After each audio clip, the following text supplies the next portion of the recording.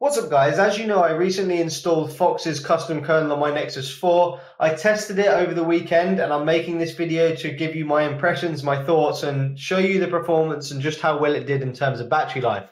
So the first thing I want to do is show you my settings. So if I go over to the Fox Clock app, hit over to CPU, you can see that I'm running the stock frequencies. I'm running 1.5 gigahertz and 384 minimum.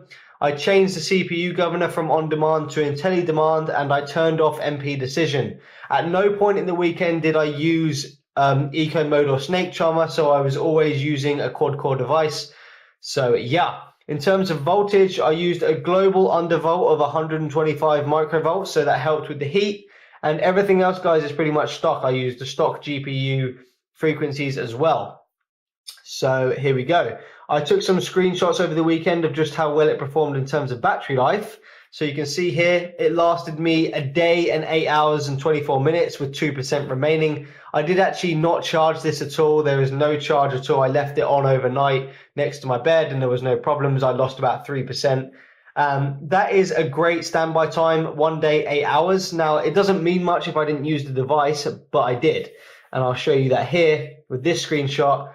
It lasted 5 hours and 8 minutes. Now, my normal usage, guys, is about 3 hours per day. So it got me through the first day, no problem. The second day, it probably lasted, 3/4 of it. It didn't quite get me through the whole second day. But I'm really impressed with that. 5 hours, 8 minutes with a day and 8 hours standby time is pretty damn impressive.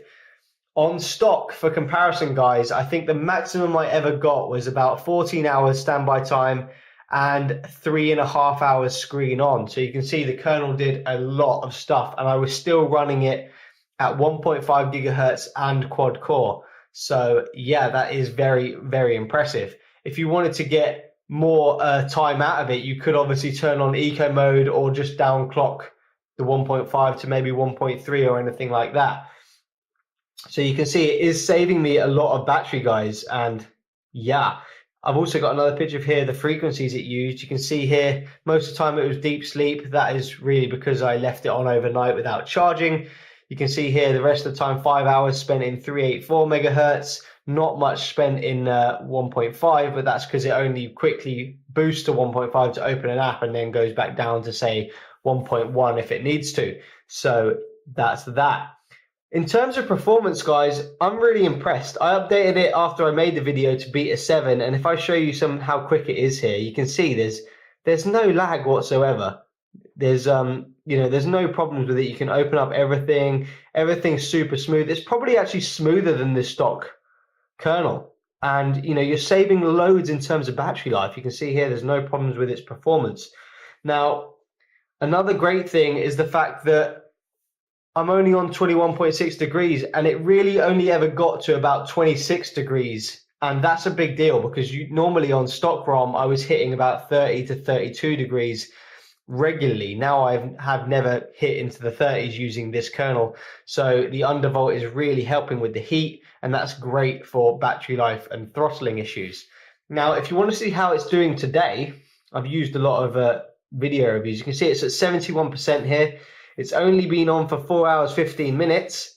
Saying that, I've had a screen on time of 2 hours and 13 minutes. So you can see it's doing very well. It's probably going to get, again, 4 to 5 hours easily. And this is, again, not underclocked or anything like that. I'm still using all 4 cores. I'm really impressed with the kernel here, guys. I think there's loads of different things you can do with it. Performance is great in games. As I said, over the weekend, I did do my normal usage, which is pretty much kind of, browsing, a lot of XDA, WhatsApp. I played Temple Run for a little bit, but really not a lot. And yeah, it's awesome. I would definitely recommend it in terms of battery life so far. I will be testing out other kernels, but damn, am I impressed because like I said before, on stock, I was only getting 3.5 hours screen on time. I've now got 5 hours and 8 minutes of screen on time. So, that's a lot more screen on time. And usually, guys, you have to wait for the kernel to kind of settle in a bit and get a few charges before you get the most out of the battery life.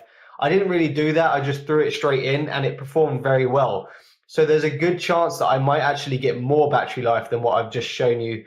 But yeah, the battery life on the Nexus 4 can be drastically increased by a custom kernel, and Fox's is very good at customizing a kernel, and you can do lots of different things. So yeah, that's a thumbs up for Fox's kernel. Very good in battery life and great in performance.